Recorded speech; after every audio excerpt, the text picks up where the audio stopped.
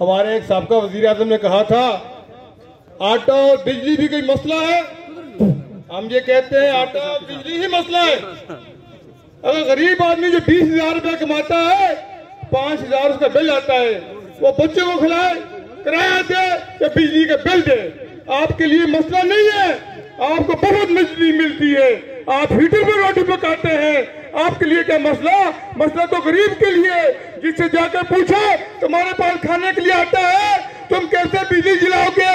जब उसे 300 रुपए बिल आएगा, वो शौकत नवाज मीर को आर्मी एक्शन कमेटी को दुआएं देगा। हम ये कहते हैं, अपना हाथ मांगते हैं 350 मेगावाट। जब तुम 2500 मेगावाट बिजली पैदा होती है, 350 दिन में तुम्हें तो क्या तकलीफ होती है? हमारे एक साबका वजीर आजम ने मुशर्रफ दौर में भी मंगला तहरीक चली थी, तब कहा गया था कि इनके क्या मुतालबात है। तब हमारा यहाँ का वजीर आजम बेगैरत वजीर आजम था, जिसका नाम सिकंदर याद था।